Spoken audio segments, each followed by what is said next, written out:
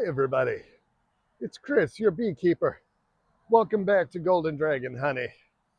We got a change of scenery here as there's some construction going on the front porch. So we're taping in the sunlight, and I don't think it's a surprise to anybody. We're addressing this past week's swarm. I knew for some time. I kept telling my girlfriend, I need to get in those hives. I need to get in there. The weather just did not align with my days off. And we had Jen's niece and nephew this past week. And at one point, her niece looked out the window and said, Auntie, there's a lot of bees outside. And she knew exactly what happened. I posted a video so you guys could see what an active swarm looks like. They landed about 20 feet up in one of our pine. I'll post the video here. The queen lands somewhere safe. The bees cluster around her, and foragers start going out and looking for suitable places for them to move. When they find a high value space, they come back, they alert the cluster, and they all move off. Sometimes the cluster can stay for 24 to 48 hours. This one moved along at about 6, and I think they knew there was some rain and weather coming in, and they hightailed it out of here. We lost them to nature. Today we're going to be getting into the hives. We're going to take a look. I have a good idea which hive it was that swarmed, and we're going to get into the rest of the hives because it's been a little while and make sure we're doing the maintenance in there to prevent them from swarming. Say hello to Fiona Rose. Join us out in the yard. Hey everybody, thanks for joining us out in the yard.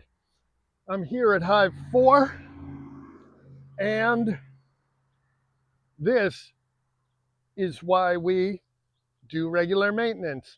The swarm we had earlier this week, which came from Hive 6, I've seen some pretty conclusive evidence of that. We've seen a number of queen cells in there. We've been able to harvest some of them. We also saw eggs, but no queen. That means there was a laying queen in that hive within the last 3 days, and it swarmed 2 days ago. And I'm not Sherlock Holmes. It seems like pretty much case closed on that one. We're going to let them requeen themselves. We hope they don't get as spicy as Hive 7. We're going to do a whole video on Hive 7. We've been able to get in here.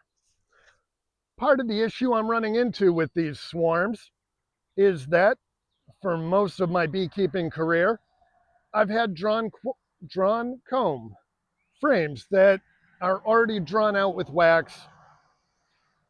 During our sort of stewardship at Doobie Farm, there was a year or two where I really struggled to get out. I was more of a bee haver than a beekeeper. Mice moved into the equipment, really decimated some of those drawn frames.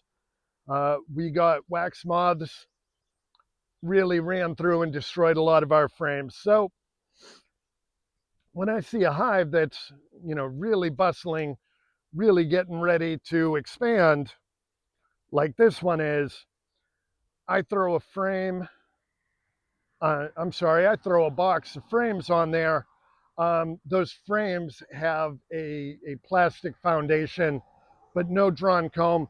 The bees don't recognize that as space. They need to go up. So what I'm going to do, because I did get in here, found some queen cells. I panicked. Fortunately, I didn't panic so much that I started cutting those cells out. That's exactly what you don't want to do till you put eyes on the queen. She's still in there. I found her 2 frames later. We caught this hive pre-swarm. I've taken those queen cells and cut them out. We're going to put this all back together. I'm going to take a couple of the frames that I do have that I was trying to take out of circulation, which you have to do every few years. They do pick up impurities. They do pick up toxins. All right, insecticides from the environment. You want to replace those every couple of years. I guess this just isn't going to be the year. I'm going to put 2 drawn frames in the top box, and I'm going to add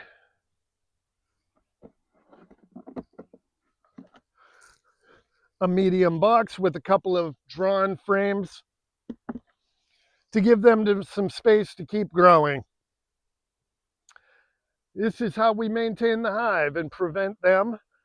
If you can see, they've got a really strong population. There are some bricks of capped brood in there, which means they're about to explode. They are going to need some space.